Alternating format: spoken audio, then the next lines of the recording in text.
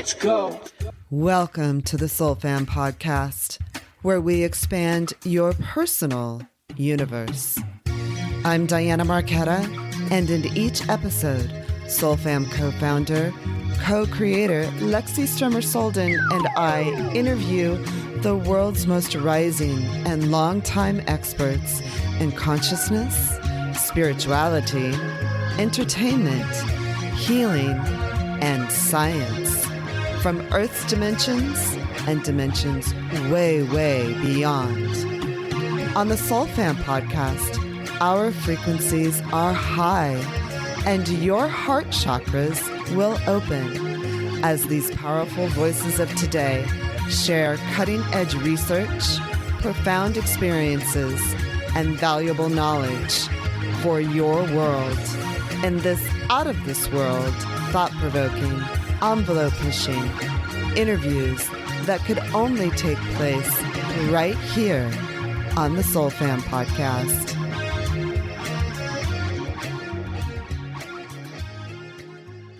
Welcome to the Soul Fam podcast. I'm Diana Marquetta. I am host of the Soul Fam podcast. And today, super excited because Haley, the Lucid Mystic, is visiting us and sharing some really cool, exciting news about lucid dreaming. And Haley came into this in a really magical but terrible way much earlier in her life. And Haley is really working with clients and helping us as a society to understand the magic and the power of our own dreams. So in her podcasts and on her other channel, which is all about music, Haley helps us drop into our lucid dreaming and actually empower ourselves through them. Can you tell us everything about lucid dreaming, Haley? It's super intriguing and exciting.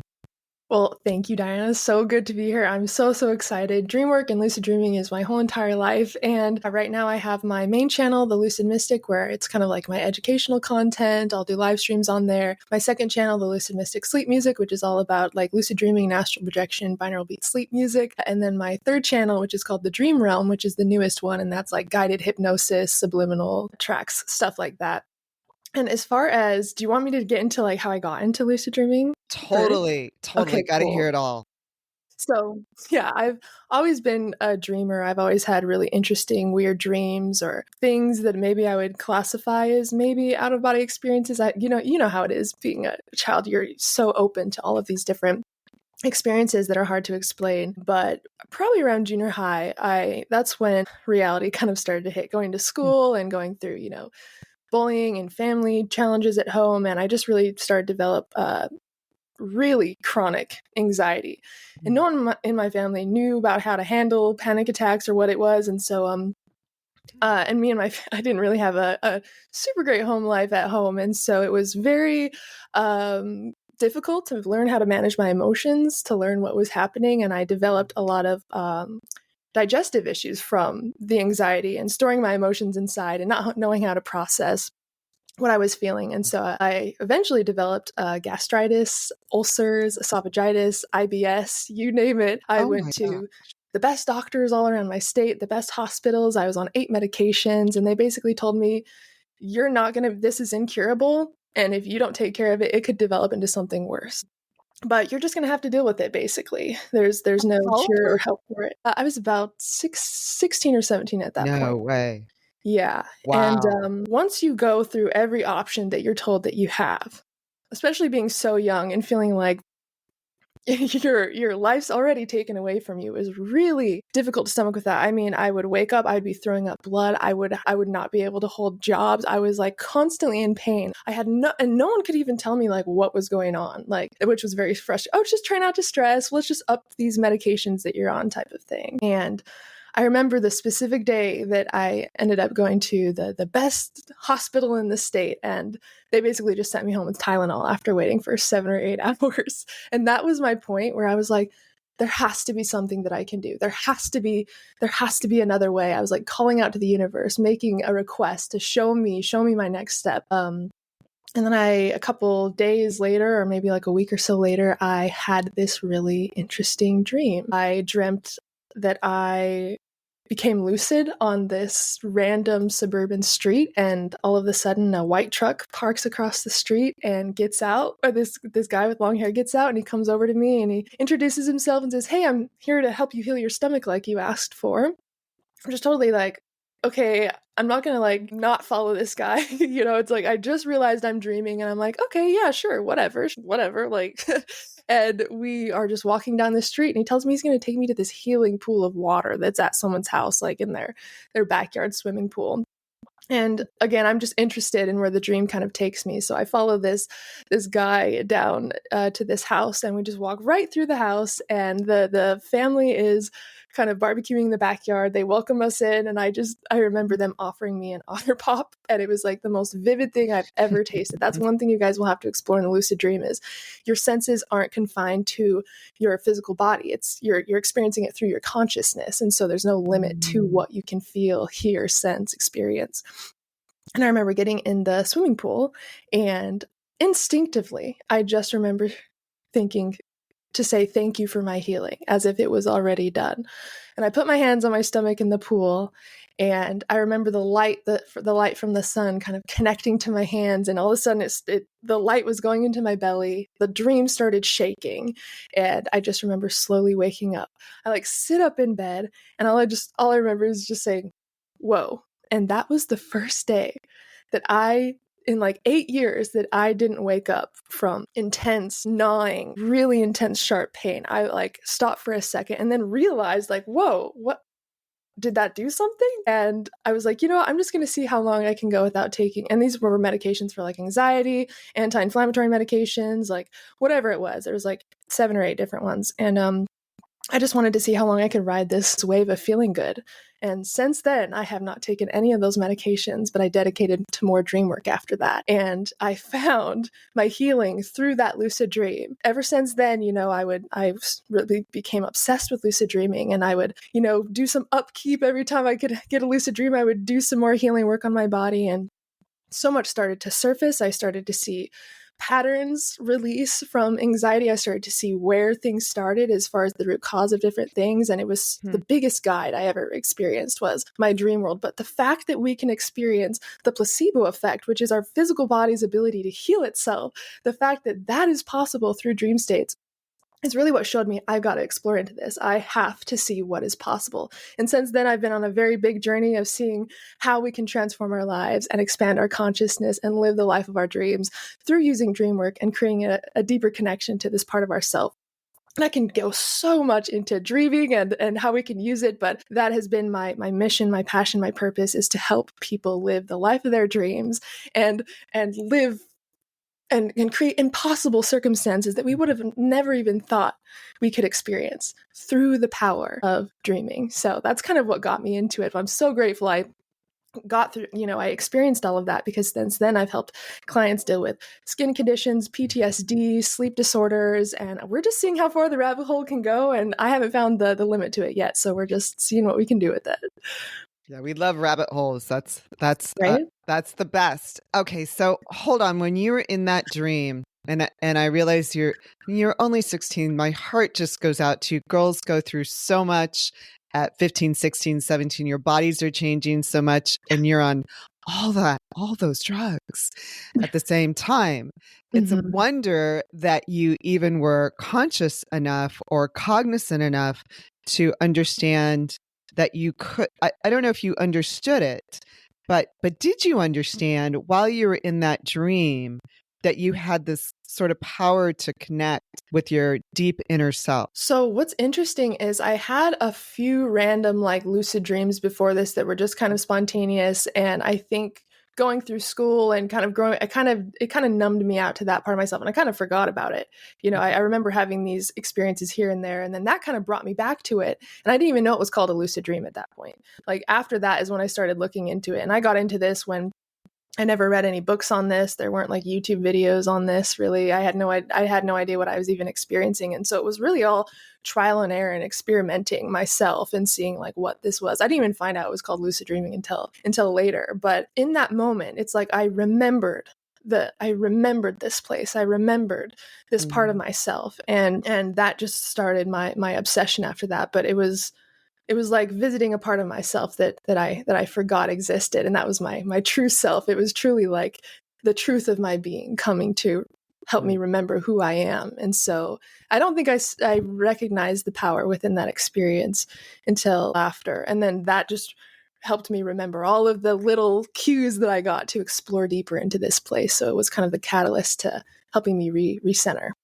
Wow. That's fabulous. Fantastic. Amen. I'm so glad you were healed. I bet nobody believed you.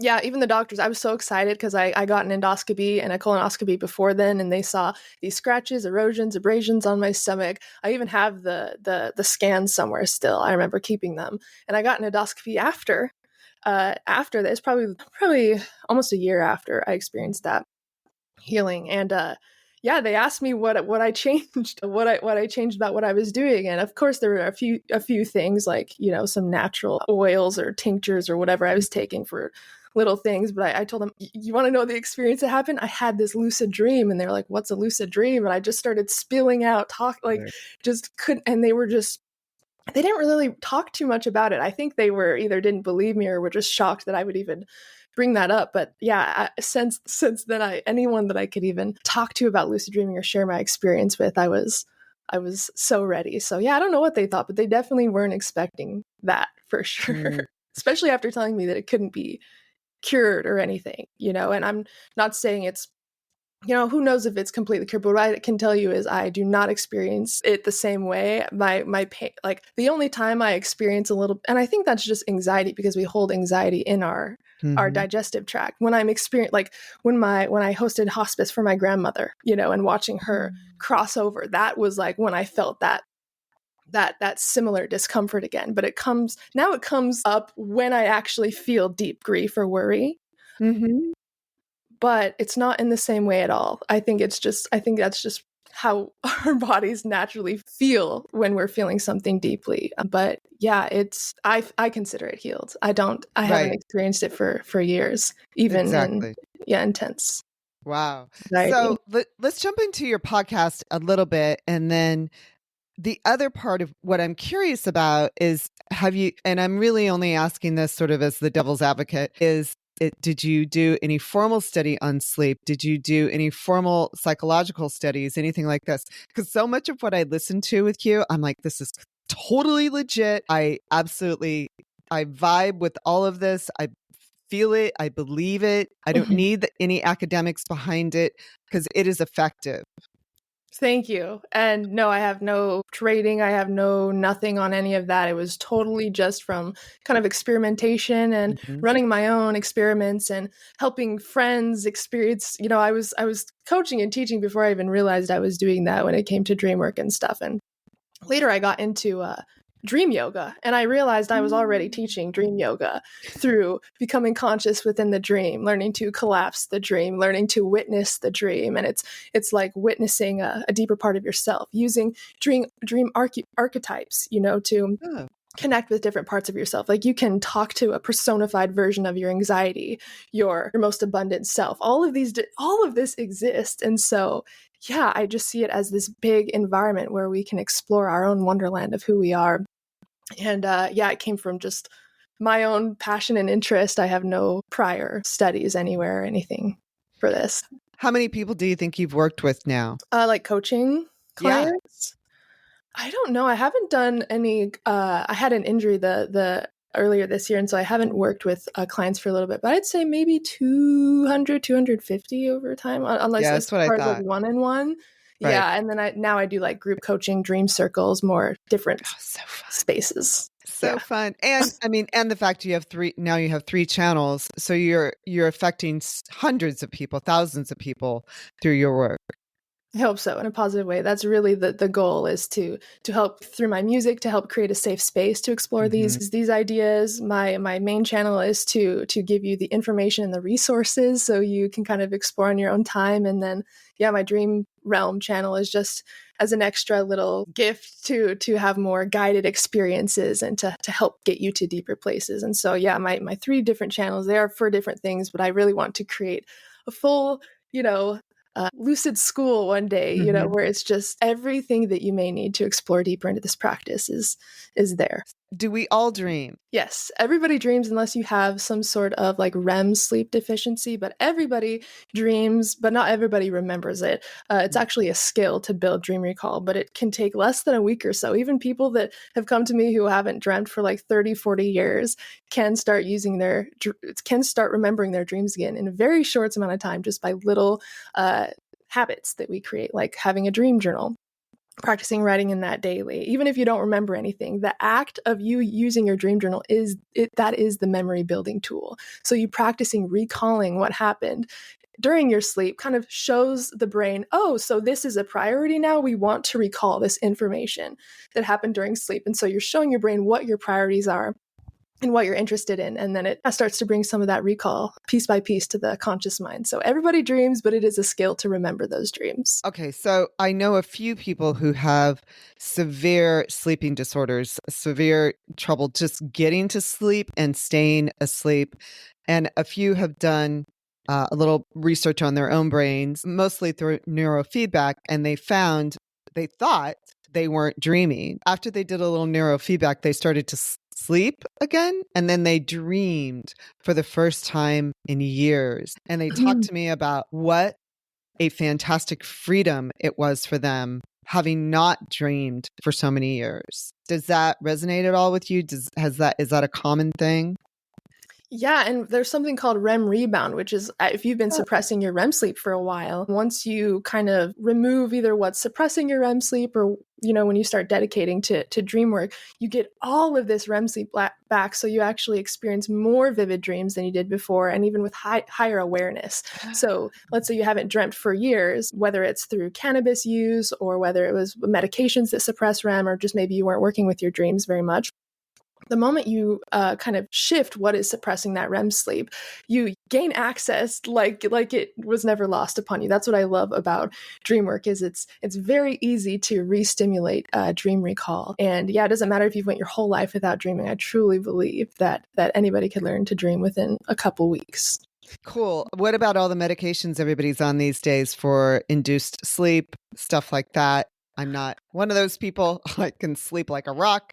But does that interfere with our dreams? And also, what about blue light from our computers, phones, all that kind of stuff? Yeah, so there are some medications that can completely stop your dream recall, and there are some that actually make your dreams more vivid. And so I would just recommend looking up your specific medication and seeing if it suppresses REM sleep or not. And that will kind of tell you a little bit about if that is what's kind of getting in the way. And yeah, blue light is another thing. There are definitely a few things that I recommend to start, dreaming again. And blue light is something that kind of keeps hyperactivity in the brain. So it stimulates the brain and makes it think that it's during the day. So the way that your brain perceives the light from your phone or from your desktop, it perceives it as sunlight. And so if you are using your phone at late hours or you have a lot of these blue lights on, that could be why it takes longer to reset before sleep. And even if you are, using medication that does suppress REM, I recently, just the other day, created this dream oil that really helps me get my dream recall back, even with those little dry spells. And so blue lotus, mugwort, passion flower, ginkgo biloba, Calea Z, valerian root. I just combined these dream herbs and I take the oil before bed. And even through a dry spell, I'm still remembering dreams. So maybe try something like a dream oil or a dream tea to add to your practice. And I would say a nighttime routine is like the most important thing, because what you do right before bed is what influences your subconscious mind the most. So if you're reading about dreams, if you're planning out the dreams you want to have, if you're meditating before bed, you're naturally going to go into sleep with more awareness. You're naturally going to go into sleep with the ideas of dreams. And then you might notice that you dream of talking to people about dreams, and that could even trigger a lucid dream. So you're kind of setting yourself up to saturate your mind with dreams, and that kind of sets you for the night ahead. So yeah. Wow. Cool. Okay. What's lucid dreaming? Okay, lucid dreaming is the ability to realize you are dreaming as the dream is happening. So you are in the dream and you have this aha moment, I'm dreaming. And once you have that aha moment that you are dreaming, you basically have full influence over the experience. Of course, awareness is kind of a spectrum. So maybe you've had a dream where you kind of realized you were dreaming, but then you forgot you were dreaming, and it was like you didn't have a ton of awareness. That can kind of start when you first start practicing lucid dreaming. But when you experience a lucid dream with full awareness, it literally feels more real than this reality. And like I said before, your senses aren't limited to your physical body. You can taste food like you've never tasted it. You can hear the most beautiful music that you can't even imagine hearing in waking reality. People also dedicate to lucid dream sex because of the same reason. It's like we have totally untapped sensation when it comes to the lucid dream experience. Flying within the lucid dream, your brain can actually imitate what it actually feels like to take flight. You feel the drop in your stomach, the wind through your face. It's such an incredible experience to be lucid. And not only can you interact with the dream once you are conscious and talk to dream characters and ask them what they represent or call different parts of yourself to come within the dream, but you can explore a reality without any physical limitations. Like, for example, if you are in a wheelchair and you can't walk, to have lucid dreaming give you that freedom that you are not able to experience in waking life. That freedom is going to look different for whoever you are, but lucid dreaming really allows us to experience the full freedom of our consciousness without any physical limitations. But lucid dreaming is just the awareness that you are dreaming. So maybe even if you don't have control, but you know that you're dreaming, that technically counts as a lucid dream, just a more low awareness lucid dream. So in the dream itself, and I'm also going to relate this to us sort of having mind control, which is kind of a big thing these days, affirmations or whatever it might be. I have a different philosophy about the heart, actually, but within the consciousness of a dream, is it also that we could overcome our fear or whatever it is, or our anxiety, as it might be, as you suggested? Yes, what's so cool about the lucid dream is everything within the dream state is you. Every cloud, every flower, every person, and everything has symbolism. Like if you see a dream character that has a specific personality, they are representing an archetype within yourself. And if you ask them, what do you represent? They will tell you what part of yourself they represent. And what's cool is like one of the dream yoga practices is to show all parts of your self-love within the dream. So let's say you do meet your anxiety, and you embrace your anxiety with love and acceptance. That is going to do something very deep for your psyche, because these parts of us that we reject, deny, disown, we are now embracing. We are now showing the love of awareness to these parts of ourselves. And it really does affect us when we wake up. I've had dreams with my inner child, my shadow, and there's no limits to how far you can go. I live in Washington now, but this was a dream of mine for years and years. And I would constantly dream of my Washington Haley self. That was like an archetype that I connected to help me shift into this reality in Washington. And dreaming was one way that I did that. And so, yes, lucid dreaming can absolutely help you get over fears, phobias, because all of that is within our subconscious. And when we're dreaming, we're in our subconscious mind. So we can come face to face with all of those parts of ourselves like no other way. Like the only other way that I think we can come close to this is through like hypnosis or something, but then you still have to get down to the right brainwave. You have to drop into theta. You have to be able to recall that information. Within dreaming, I'm face to face with this part of myself. I can touch this part of myself. I can hear. It's like I'm fully engaged as if it's a real experience. Lucid dreaming is truly the most vivid VR game you'll ever play. It really is more real than this reality. And because of that, you can interact with your fears in a safe place. So for example, it's kind of like exposure therapy. Let's say that you were afraid of heights, but you decided to manifest experience in a lucid dream where you can interact with heights safely. You know that you're dreaming, but your brain does not. Your brain thinks it's a real experience. Your brain can't tell the difference between imagination, dreams, or waking reality. And so when you're interacting with your fear willingly, it's questioning, wait, I thought we were kind of scared of this. It starts to rewire the brain in the moment as you are interacting with your fear, especially because you have a calm emotional state. You know that you're in a dream. And so this work, they're really starting to come out with a lot of science now within lucid dreaming, how it can help serve PTSD in veterans. And there's, it's like this can go so deep to rewire our internal fears or traumatic experiences that we've had because of the brain not knowing that it's, not a real experience. So you can truly really dig deep with your fears and desires and really discover parts of yourself you may have not even known that you had. So understanding that, for instance, it is being used with veterans who have PTSD. And also, does this apply to people who have night terrors, who might experience something like an attack, but not and even, act out that attack, feel like that, what do I want to say? Walking in your sleep sort of Mhm. thing. Is that part of lucid dreaming? Is that something we can actually control or use to overcome our issues? I do think so. My brother actually, I grew up with my brother having night terrors and sleepwalking. He Hmm. would wake up and literally be down the street.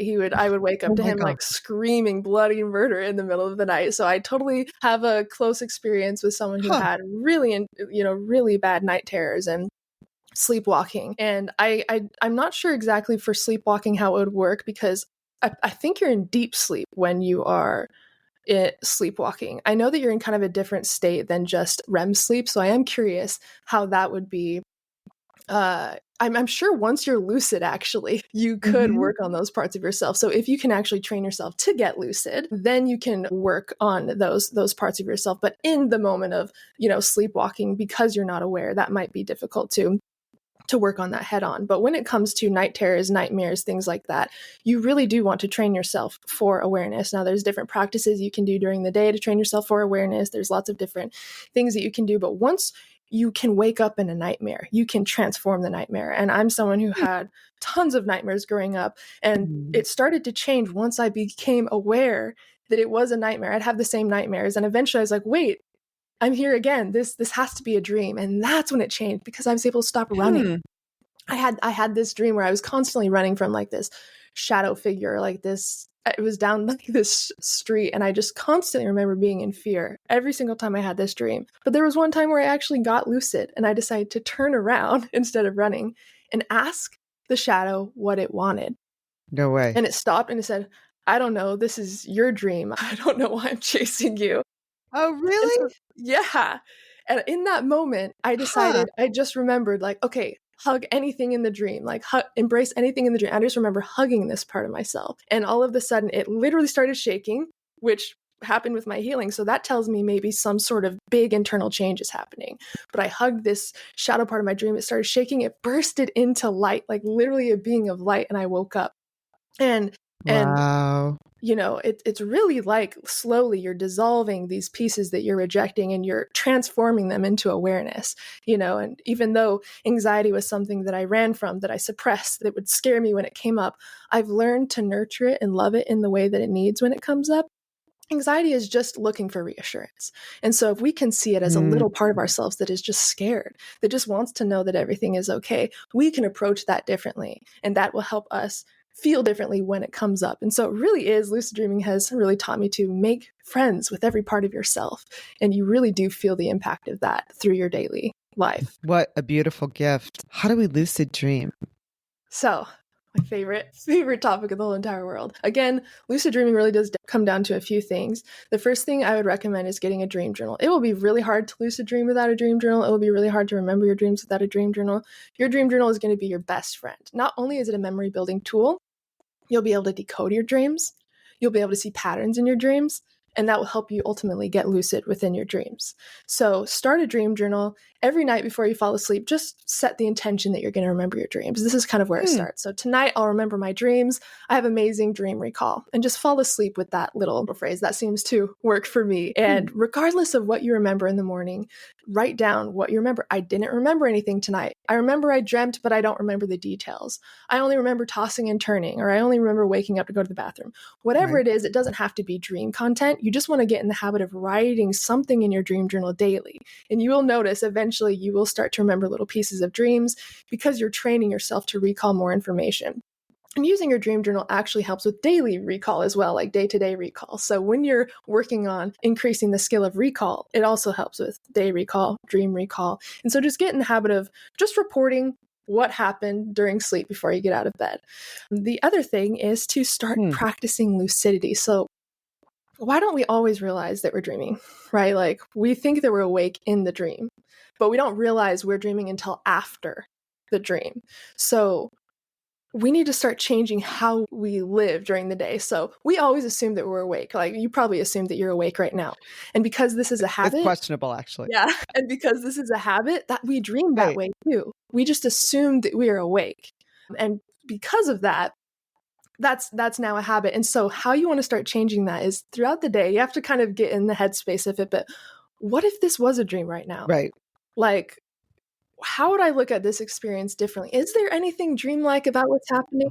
And you really are starting to Gotcha. activate this lucid awareness. And why this works is because what we're doing is activating the prefrontal cortex. Now, this part of our brain is associated with our sense of self, our critical thinking, our decision making. So if we can activate our prefrontal cortex more throughout the day just by asking ourselves some clarifying questions like that, it will become a habit. And we will start to wake up within our dreams and ask ourselves, could this be a dream? So eventually you want to make this a habit, but like every hour or so, let's start with this, or maybe put a sticky note on your wall that says, check if you're dreaming. Throughout the day, you just want to take a moment and ask yourself, how do I know that I'm actually awake? And as soon as you start asking this question, you actually get yourself to look around and answer it. You'll notice your brain doesn't want to answer it at first, because it's kind of a difficult question to answer. So you want to remain in that energy until you can actually answer well. Maybe gravity, is how I check my reality. Or maybe I am counting my fingers and looking away and counting back again. It's almost like you're trying to sense the glitch in the matrix. And what's interesting when we're in the dream is your hands will look different. Details will be different. So if you get in the habit of looking at your hand during the day, it should be solid. But if you create this habit and all of a sudden you start noticing your hand is popping up within your dreams, something's going to be off, because the dream has a very hard time replicating the same level of detail when we're awake, if that makes sense. You do this in your own dreams, correct? Is there something you do in your own dreams when you check to see if you're dreaming? Do you count your fingers? Yeah, so this is honestly my favorite one, is counting my fingers, looking away and looking back again, because we should always have our hands with us. Like if you look at Inception, for example, they have like a spinning top that they carry around, but you're not always guaranteed to have that with you. So I want to have a reality check that I should have with me no matter what.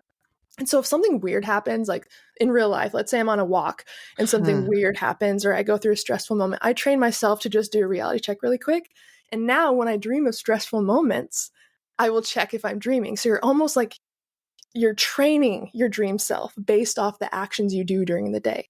So if you want your dream self to be more aware, you train yourself during the day to ask the questions you want your dream self to ask. How do I know that I'm awake right now? Could this be a dream? And counting your fingers. And that really is one of the best reality checks to do, because I swear every single time you notice your hand come up in your dream, it's someone else's hand.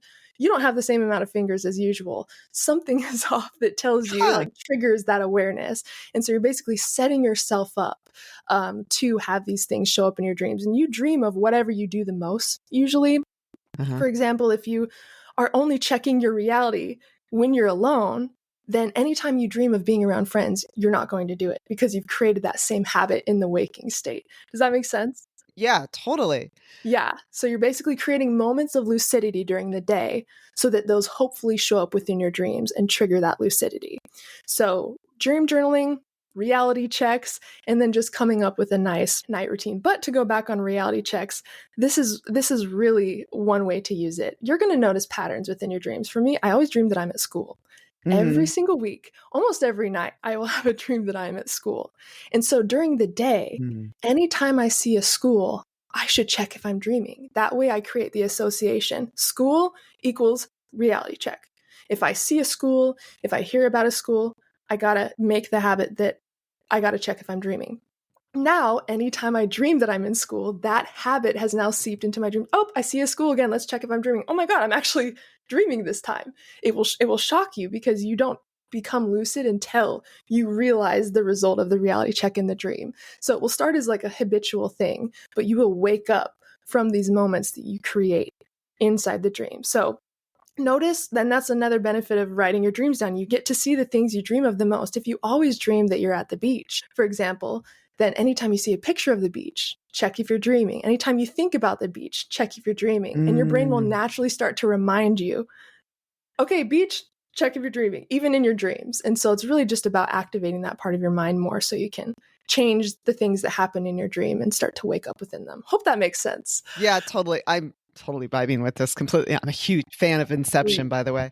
Yeah. I personally do a walking meditation, like all day long. I'm sort of in meditation. So I'm sort of popping in and out of realities anyway. But what you suggested that we start training our brain during the day. Here's my big question. Is this a dream? It could be, and that's part of dream yoga, is to train yourself to know this is all a dream.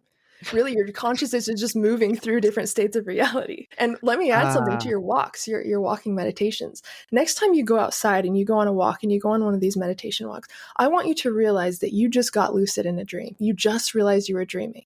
Really get in that mindset and watch how it changes, how you move, how you walk, what you look at. You will start to see your reality in a different way. You'll look at things a little bit more closely. And it's called a reality check walk. I actually do this as well. And it's to get you in that mindset that you could be dreaming. And that, I think, would really influence your dreams in a positive way. Oh, so interesting. Okay, so I have a friend who wanted me to ask you about his recent dream. Do you mind if I ask you? Totally. Because you analyze dreams, correct? Yeah. Okay. So a friend of mine who's traveling overseas right now, but lives in the United States, had a dream about a subway station, probably in Washington, D.C. He's never been to Washington, D.C. In the dream, a woman was climbing up a set of metal stairs.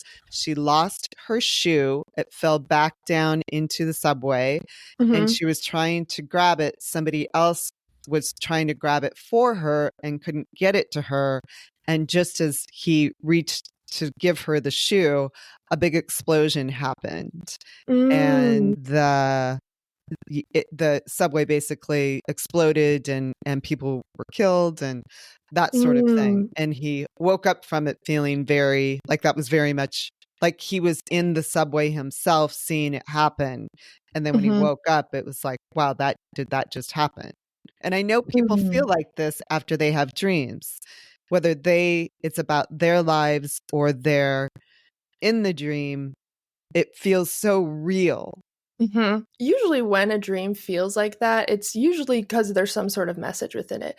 Now, although I do decode dreams, it really does depend on your specific subconscious mind. So what I would ask him is the 3 things to decode dreams. What was the theme of the dream? So we can see kind of what the theme is, right? Someone needed help. He tried to help them, and then he was too late. That's kind of the theme. The emotions present. I would ask him what are all the emotions that he felt in the dream, because those are actually tied to physical waking life emotions. And this could be some symbolic situation that he's experienced in another way where he felt these same emotions. Obviously, it wasn't the same thing, but it could be his subconscious mind processing a past event.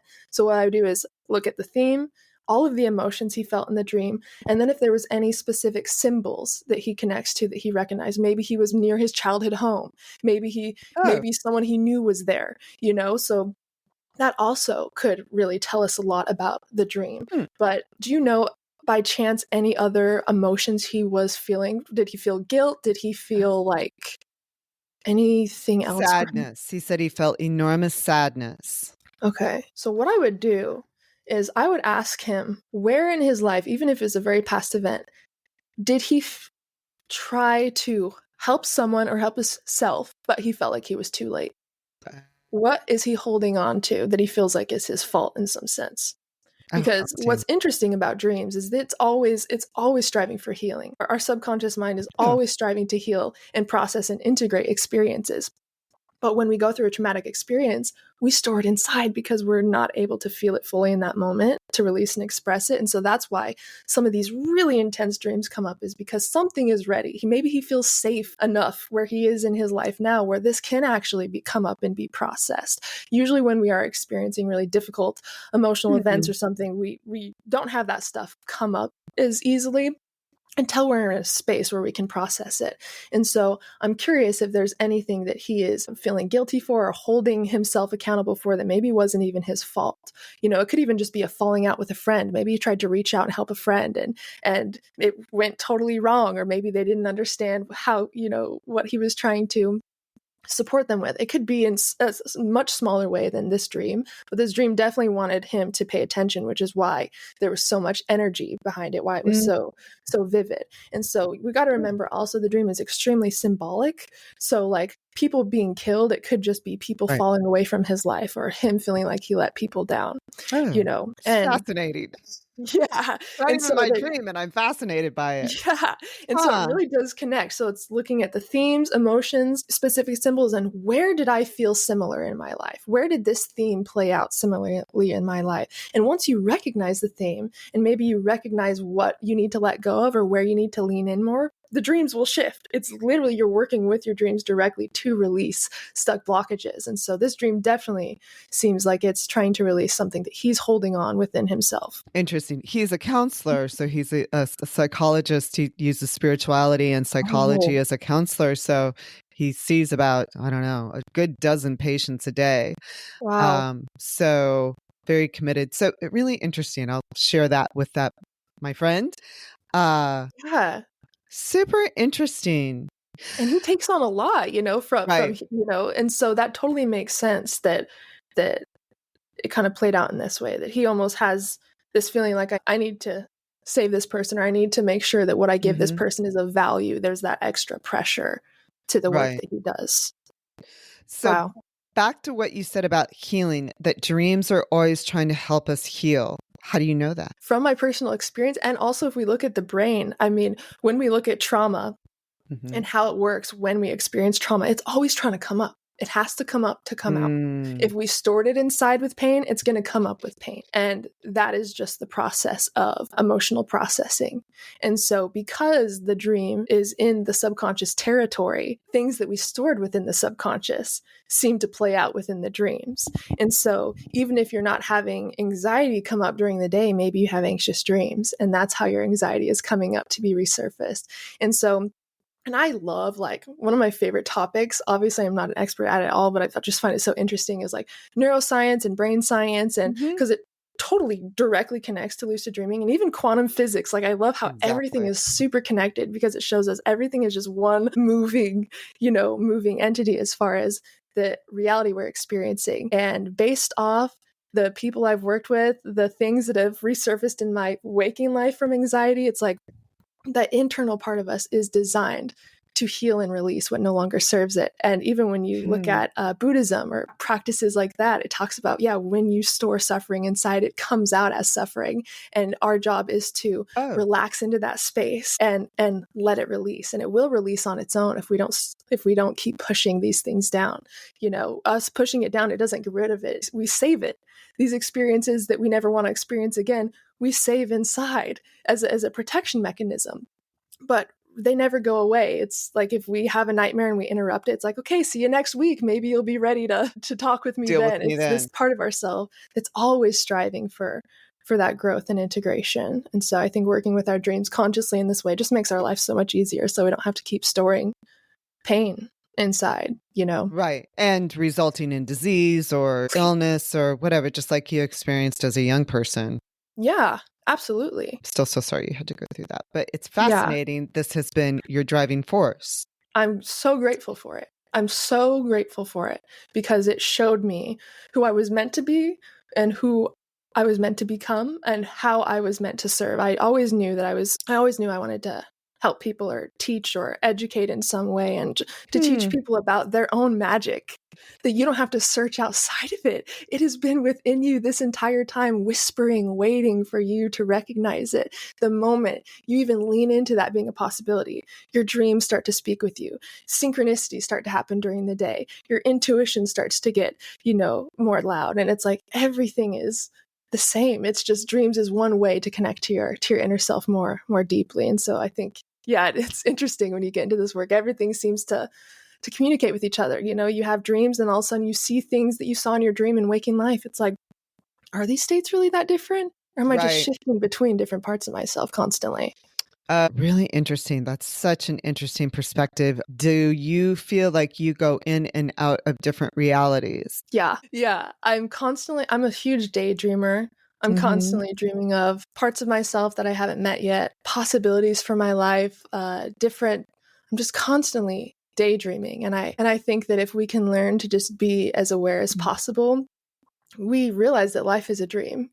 Like everything is speaking to us, even the way that the clouds move through the sky, the way the trees sound as the wind's blowing through them. We start to get these these intuitive nudges, these messages. And I think, yeah, life is just one big dream. I'm constantly being moved by these moments in life. And I think dreaming taught me that, because it taught me the power of awareness, the power of lucidity. And what's so cool about lucid dreaming is you can't really lucid dream without creating lucid living. Like, you can't really become aware in your dreams unless you create that habit during the day. And so lucid dreaming really teaches me to be more aware, to be more lucid, and to see everything as symbolism. Like, we always talk about how everything within the dream is parts of us. What if we saw the world that way as well? What if you were in line at the coffee shop and the person in front of you was really upset, and instead of taking it personally, you saw it as an aspect of you expressing itself? Like, what if we moved through life as we did through a lucid dream? And so, yeah, I think that definitely taught me that we are constantly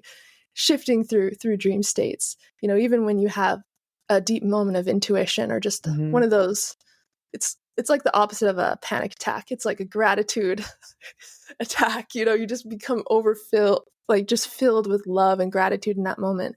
I think our consciousness is constantly moving and gathering information, and yeah, we're constantly shifting through dream states throughout the day and at night. So fascinating. So interesting. What about astral projection? I know people in the spiritual world, a lot of our subscribers, they really experience astral projection, or they at least experience something that feels like they are in some other dimension, not just a dream world, but something beyond that. Does that make sense? Yeah. And how I would kind of describe the difference between lucid dreaming and out-of-body experiences is, lucid dreaming is like you're traveling within your own consciousness. Right. And with out-of-body experience, you're taking your consciousness and traveling outside of yourself. So you're experiencing outside of yourself into different dimensions of reality. And even though that can also be used as like personal growth, it's kind of a different way. It's helping you overcome, maybe fears that you had, maybe the fear of death as well. It like takes it even deeper. And what I love about out-of-body experiences and lucid dreaming is they can both kind of help with the same things. For example, the fear of death, you realize that consciousness isn't attached to the physical body. And I think experiencing lucid dreaming and out-of-body experiences kind of gives you that comfort. But yeah, lucid dreaming is kind of traveling inside of your own consciousness, and it usually happens during REM sleep. But out-of-body experiences can happen anytime. It doesn't have to be in a certain state of sleep. And it's kind of your consciousness being carried out into what isn't as familiar. It definitely feels like completely different territory as well. So yeah, and once you experience them both, it's like lucid dreaming feels so real, but then you experience an out-of-body experience and you're like, wow, like this feels more real than real. And so it's so interesting how both of those experiences just make this feel like the little dream that we're having. But out-of-body experiences, if you can start practicing mind awake, body asleep, just becoming aware of the point you start to fall asleep, you will train yourself to become aware during sleep. And you can use that as a gateway for lucid dreaming and out-of-body experiences more easily. Oh, wow. Okay. That's totally walking through a whole other doorway. Yeah. Yep. So I understand astral projection from a conceptual standpoint, and I'm pretty sure I've experienced it. Can you explain it to the audience? Yeah. So a lot of the time, it doesn't usually have to happen this way, but a lot of people will experience it through sleep paralysis, if you've ever experienced sleep paralysis. So basically what's happening during sleep paralysis is the mind is awake as the body is fully asleep. As you start to fall asleep, and I remember the first time I experienced this accidentally. I was little and I had to go to bed early or something. And I was laying in bed with my eyes closed for a long time. And the hypnagogic imagery, those colors and flashes of light and swirling images that you may see as you're kind of falling asleep, or if your eyes are closed for a long time. I start to kind of just watch that and play with it in my head. And it's kind of like when you rub your eyes and you see all those different colors. Eventually, you'll start seeing that the closer you get to sleep. And that's kind of a sign. Your subconscious is opening, your body's falling asleep. I didn't know any of that at the time. I would just always know that, I just play with these colors, with my closed eyes as I'm falling asleep. And I just remember this moment where I just felt my body get super heavy, and I just felt all of these vibrations take over, and I had no idea what was happening. I just know I didn't want to mess it up. And then I slowly shifted into a fully lucid dream. First, I just felt the water, and then I heard the water, and then I literally woke up on a boat, and I still thought I was awake. I didn't go to sleep yet. And so sleep paralysis is really interesting because it's a way to kind of help the body relax enough so that the consciousness can be free to explore, almost, is what it seems like. So if you're someone who experiences sleep paralysis or you are looking to induce it, really the key is to relax enough while you keep your mind aware. Now, this will take some practice, but you can just start by practicing noticing the point that you fall asleep. As you fall asleep, just try to hold on a little bit to that awareness and just watch the process as you get closer to sleep. And eventually you'll be able to carry your awareness a little bit further in, a little bit further in.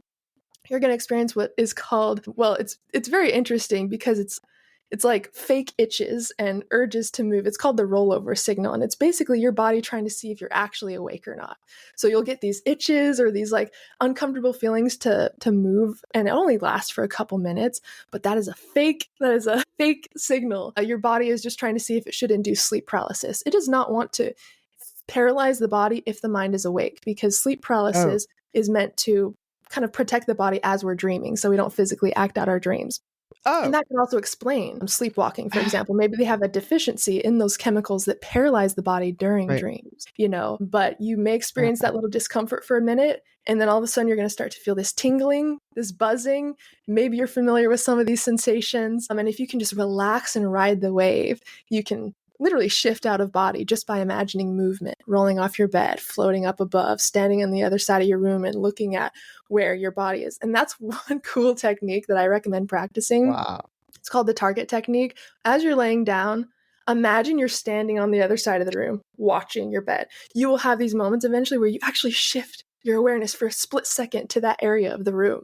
And this shows you, oh my gosh, with practice, I can actually shift where I'm viewing reality at based on practicing viewing from that place in my conscious awareness. Does that make sense? It's so trippy. It is the trippiest thing. Yeah, that is trippy. Is that like by location? It's kind of like that. Yeah, you'll literally just, maybe you study, maybe I'm going to imagine I'm standing here in my meditation. So I'll maybe study this area, what things look like, how it smells, what it feels. And then in my meditation, I will imagine I'm sitting here as vividly as I can. And eventually you will start to feel that shift. And that's really when you start to experience interesting things with your consciousness, once you realize it's not tied to the physical body. All right. So if I can view myself as I'm sleeping, does that mean I have the power to then move around, not only in that location, but in other locations? Totally. That's one astral projection technique. And now it may take a little bit to get comfortable with, but there will be a point where you actually do shift out of your body from doing that. Now, the key is to be in mind awake, body asleep when you do that. Because once the body is asleep or close to sleep, and then you start doing that technique, you're going to have a lot more success with actually fully projecting outside of your body. So it may just seem like almost like a remote viewing thing for a little bit as you're practicing. Right. Maybe you take a nap and you practice it and you have these few little moments. But there's going to be a time where your body is vibrating. Maybe you're fully in sleep paralysis and you're like, let's try that technique that we've been practicing. And that's actually what gets you to shift out of your body. And then once you're out, you can use your will to explore. It's very interesting. You don't use words. It's just like full intention to experience the out of body. But it's so trippy. Like, as long as you can explore consciousness and perspective in different ways, that will do so much for you. I'll be sleeping and I'll be like, let me imagine I'm looking down from the perspective of the tree outside, and I'll just imagine myself up in that area. Okay, now let's imagine and you just play with your perspective and see what can feel real. And after a while, it feels more real than where you're sitting and laying. It's a skill. It's like a practice that will take a little bit, but it will definitely get easier the more that you practice playing with your own perspective. That really is the game. Perspective is everything. We see that even with our own beliefs and things during the day. We shift our perspective. We literally shift how we're changing reality. We can take that same thing and apply it to meditation and these different techniques, and it will help us literally shift our perspective within that experience. Okay, that's super trippy. Intriguing. Super trippy, super intriguing. But that's also something that feels to me like it can help me solve some problems. It can help me overcome some challenges or some hopes or achieve some dreams. Totally. Is that part of what you do and part of what you do with your clients? Yeah. So a lot of the time with my clients, I'll kind of ask them what their goal is, what their intention is. Sometimes it's just to explore different parts of themselves. Maybe it's to get rid of physical pain. Maybe it's to overcome a specific fear. And we'll use whatever their goal or intention is to kind of map out the process of how we get there. Some people are more drawn to out of body experiences. Some people are more drawn to lucid dreaming. I think they both can help very similar things. But depending on your specific intentions, I'd say that kind of determines the process of kind of what we explore together. But astral projection can be a little bit more difficult sometimes than lucid dreaming. So sometimes I'll still go through like the dream work process with my clients. And once they start getting comfortable in those spaces where the, mind awake, body asleep is usually what we call it, then they can start exploring beyond with astral projection. But even out of body experiences can help you with physical pain, physical healing. It's energy work. Like you're literally in your energy body, and energy is everything. It's the entire experience. And so you can use it in the same way as lucid dreaming. It's just kind of a different approach. But yeah, I truly believe those states. And it's not about what those states can do. It's like, what do you want? And we can figure out how to get those states to support that. Because I don't believe there are any limits to these experiences. Our limitations are perceptions. Like that's truly what it is. And if we can shift our perception, we can get rid of our limitations and experience what these states can actually do for us. So I think it can change everything. In manifestation, there's a lot of discussion about you have to feel it before you can experience it. Mm-hmm. I mean, manifestation is just something that's kind of big right now on YouTube and Instagram and somewhat in the spiritual world. Is this beyond manifestation? Can this be manifestation and beyond that? Does that make sense? Totally. Okay. Yeah. And what's cool about manifestation, it is just about embodying the version of you that you desire to be. People complicate it. People will try to have tons of different tools to help you get there. But really what it is about is shifting into the consciousness of the reality that you want. So I use this for my Washington self. I lived in Utah before and I knew the life that I wanted. But in order to start to shift into that, you have to have clarity on who that version of you is. Right. What does that version of you act like? What are their habits? How do they hold themselves? How do they talk to themselves? How do they talk to others? And from that point, once you start to really get to know that version of yourself like it's an actual person, you can start to embody those traits. And that is manifestation. That is reality shifting. That is truly the way. Because if you can start to ask, like, well, what would that version of myself do in this situation? You can literally call that version of yourself into the now, and it will literally shift your entire reality. That is truly manifestation, is embodying it through consciousness. And our personality is just how we act, how we think, how we feel. If we can change how we think, act, and feel to be in accordance with our ideal version, we are literally biohacking our own reality and shifting into that reality. And since everything is frequency, if you are embodying a new frequency, if you are embodying new beliefs, new thoughts, new habits, your physical reality has to shift to match that. It's universal law. And I love Neville. I don't know if you've heard of Neville Goddard's work. Of course. Oh my God. I love his work. It's like, it's everything. Like the feeling truly is the secret. And he talks about that a lot, literally embodying that version of you in consciousness as if it was already done. Because time is illusionary. And so if you're like, oh, I'll have that in the future, you'll always be wanting that in the future. Right. And so it truly is about embodying that now, suspending your disbeliefs and playing a game with yourself. Life is a game. It truly is about frequency and embodying that version of yourself, not waiting for that self to come to you. Know that they are waiting for you to step into them, basically. So hope that makes sense. Yeah, totally. And I mean, we're sort of in our own virtual realities here, or sort of, in our own, Xbox. So if anybody uses Xbox anymore, one of the things I have about whatever my future self is, I'm like, well, what if I don't like that? So is that a way for us to also sort of step in and experience it, see what feels good, what feels comfortable or right, or, supportive? I don't know. Totally. And you can write out three different paths that you are drawn to, and you can meditate on each one, and you can embody that version of yourself in that consciousness and see how it feels. Right. That's what's so cool about consciousness is we can embody any state that we want to. All it takes is a little bit of clarity. And so if you have like 3 different paths, that you really want to explore, you can feel into each one and your intuition will tell you which one feels the most right. That guides everything. We're constantly being guided how we feel. So if you are drawn to a few different things, I'm just spending some time in meditation or embodying that version of you and seeing how it feels. Because there will be things, that you'll like more than others, or you'll want to swap out. And that's what's so cool about this reality shifting is you get to choose who you become. Every choice you make in this moment is literally bridging the gap between who you are now and who you want to be. And so we always have that choice to look at different options. And I truly believe that whatever you can embody the frequency of, even if it has never been done before, even if people think it's impossible, I truly believe that anything is possible. Truly, as soon as you start believing in magic for yourself, it shows up. It just shows up. It's like been waiting for you to believe in it. So as soon as you start believing in that version of yourself, that is a true version of you that you can step into the now, it shows proof of it. As soon as you open to the idea, it shows itself to you. I am slowly getting this after all these years. So sleep is a big deal for people. Sometimes, there's a lot of sleep struggles. Do you feel like sleep is important? Is this something that people can use, can your clients use, that you teach to help people get better, more restful sleep? We sleep for a third of our lives. That's roughly like 33 years spent asleep. And we still don't understand exactly what sleep does, but we know it's absolutely fundamental to our well-being. And if you look at what sleep really does, like during deep sleep, that's when the body physically repairs itself. That's when our hair grows, is during deep sleep. That's when our nails grow. That's when our wounds heal, is during deep sleep. Yeah. And REM sleep is when and REM sleep is where our psyche processes itself and heals itself. And so every stage of sleep does something for us.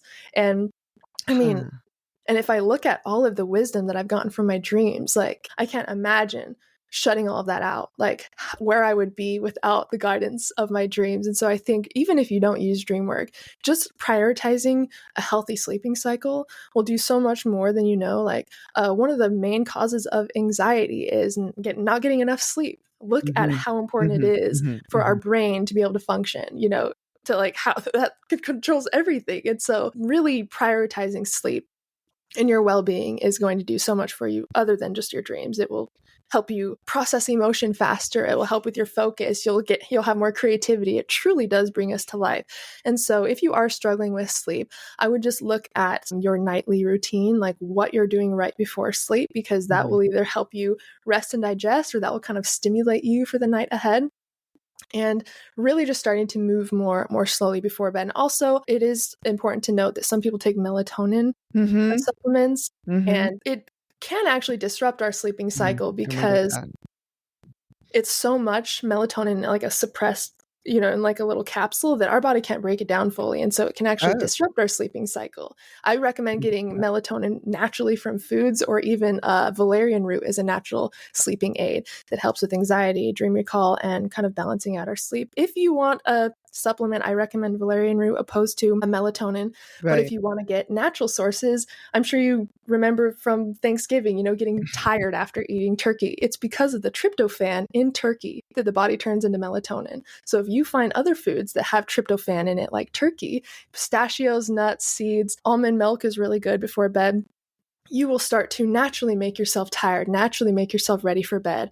And I think people that have more overactive minds, it is more important to have more structured nightly routines to help your body and your mind calm down more easily. But look for tryptophan high foods, because that body turns that into serotonin, which turns into melatonin. So you won't even have to take a melatonin supplement from there. And then if you need extra help, a capsule or two of valerian an hour or two before bed, I am out for the entire night. So that's if you really have a hard time sleeping, I'd add that in there as well. Interesting. Yeah, I know people who they have sleep apnea, so they have trouble breathing at night. And it causes all sorts of health-related problems. I've also read that a lack of sleep or interrupted sleep is a leading component of dementia as well. So do you feel like it's a bit of an anti-ager and a bit of a physical healer? We've kind of already covered that, but I really want to hear more from you about the if you feel that the importance of sleep itself, not just the dreaming aspect, but putting in some good hours of sleep. Is Yeah. that important for our health? Yeah, and I would say it's less about the hours of sleep and more about the quality of sleep you're getting.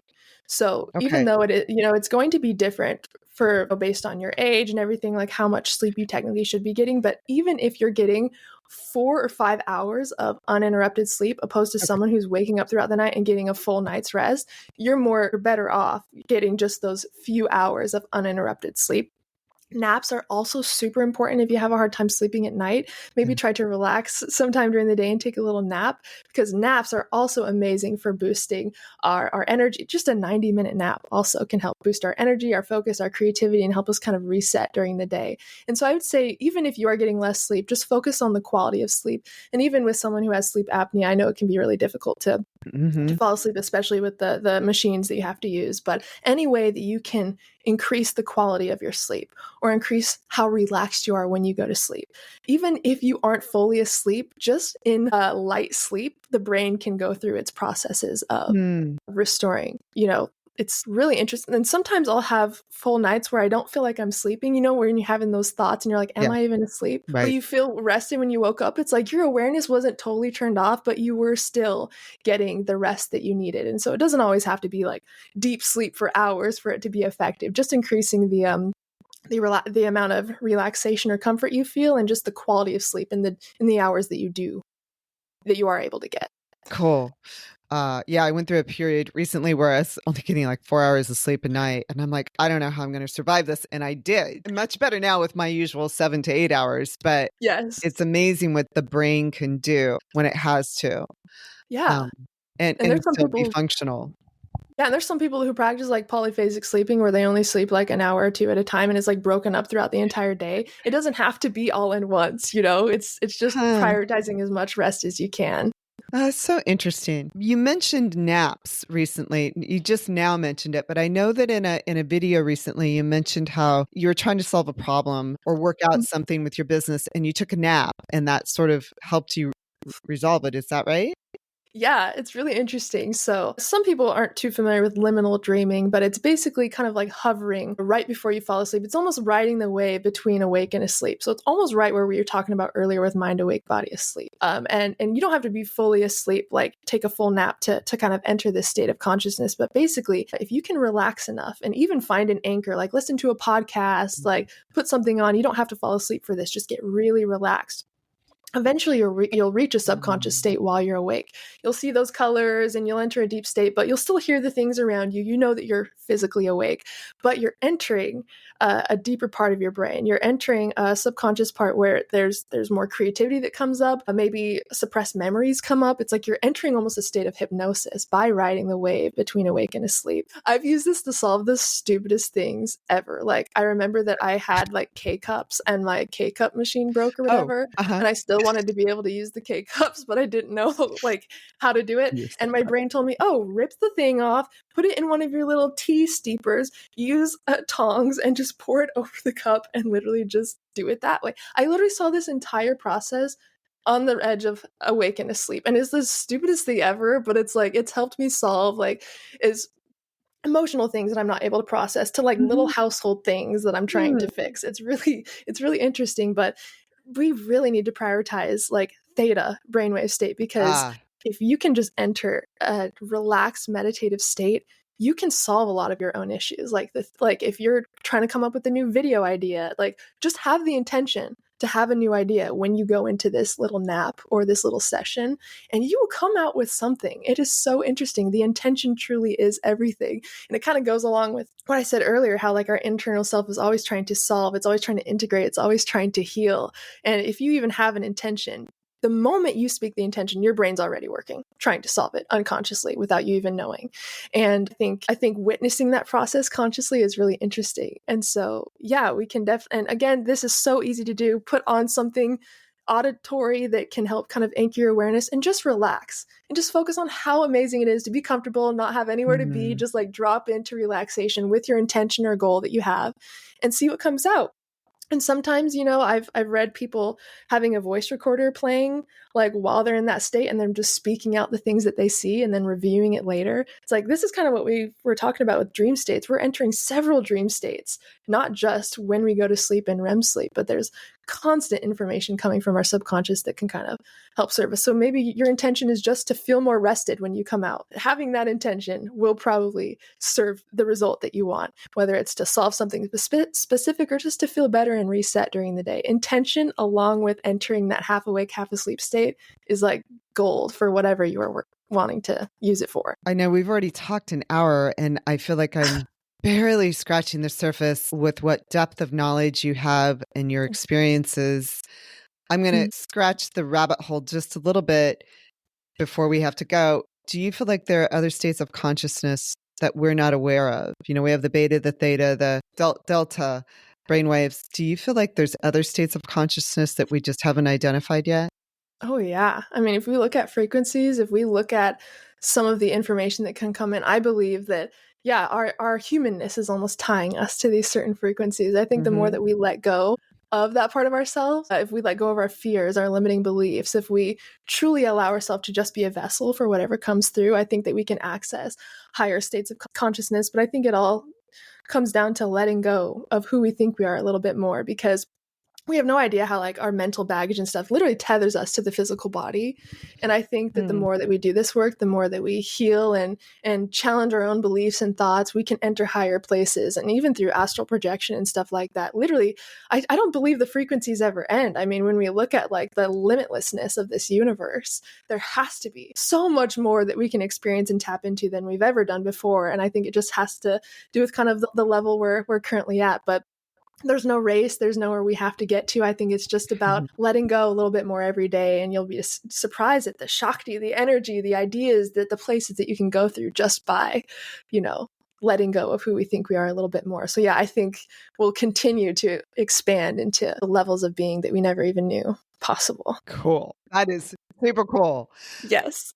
Do you think this is what freedom means? Yeah. I think freedom is letting go of the things that we're choosing to tether ourselves with. I think the more that we can untether ourselves with who we think we have to be, if we can let ourselves be wild and magic and all of our glory, you know how much would come through. We are so scared of being seen for who we truly are. We're so scared of sharing what we truly believe is possible. And if we can just let go of these things that aren't a part of reality or the universe at all, but they're just part of our humanness, I think that we will tap into all of that magic and give other people permission to do that as well. So I think it's about being your wildest, most magical self, and you will attract that exact type of experience to you for sure. Super cool. I mean, we have a lot of restrictions coming on in the physical world and in our humanness at the moment. So it's a game. Yep.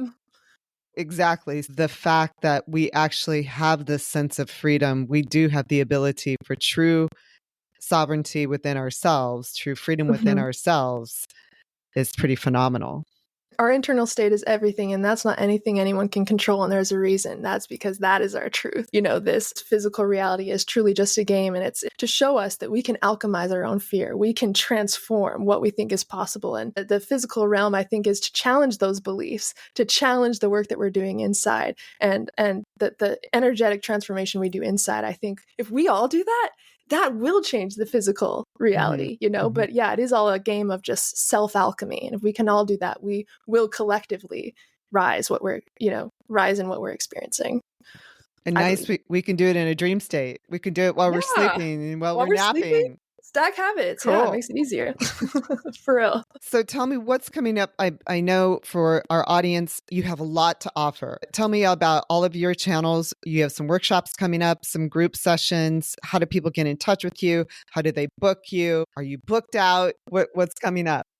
So I am in the process of redoing my website, and that's going to be where dream circles are held, different monthly events. That's where my one-on-one coaching will be offered. And so just keep an eye out for thelucidmystic.com. If you have any questions in the meantime, you can just reach out to my email, contact.thelucidmystic@gmail.com. But YouTube is the place right now. Again, my main channel, The Lucid Mystic, is for all your educational needs, how to lucid dream, learn more about sleep, how to astral project, liminal dreaming, all that good stuff.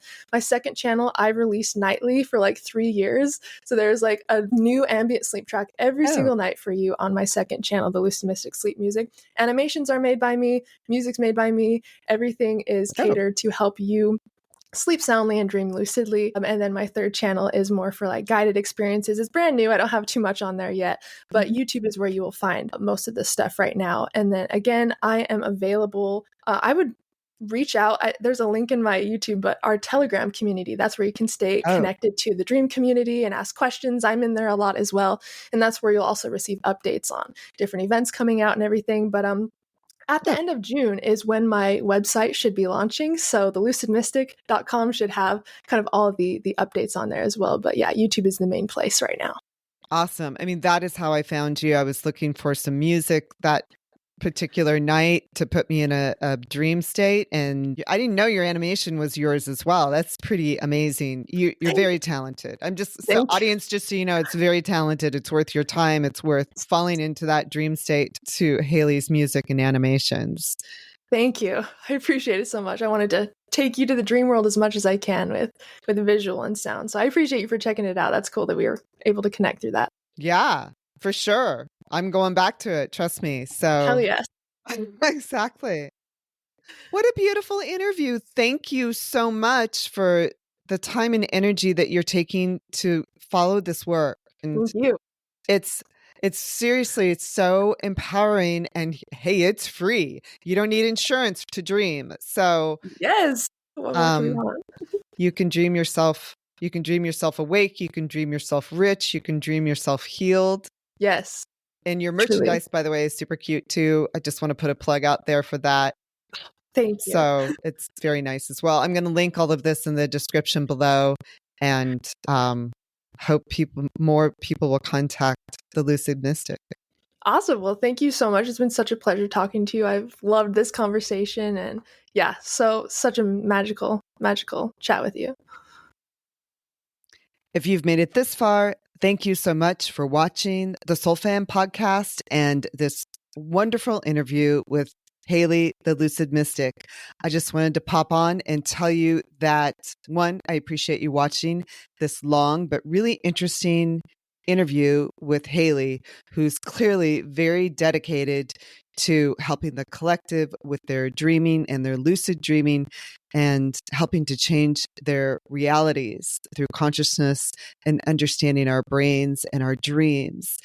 I also wanted to say I did my own little experiment with Haley's suggestions and went to sleep the other night, followed my regular pattern, asked a question right before I went to sleep, and definitely had a very interesting dream. And I wrote it down in my dream journal when I woke up the next morning, which was super interesting. And I'm going to continue to do that. So it appears that Haley's work really works, and it's worth the time to consider taking a note or two about your dreams every night. I certainly found it really interesting. So thank you again for watching this interview, and please remember to like and subscribe and add a comment or two, and I'm happy to share my dream with you or my upcoming dreams with you if you're really interested. Look forward to seeing you soon. Thank you for joining us for this episode of the Soul Fam podcast.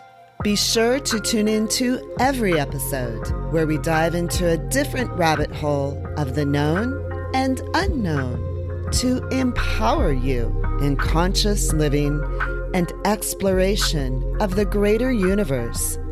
We hope you leave each episode with a little stardust in your hair and inspiration in your heart. With love from your Soul Fam.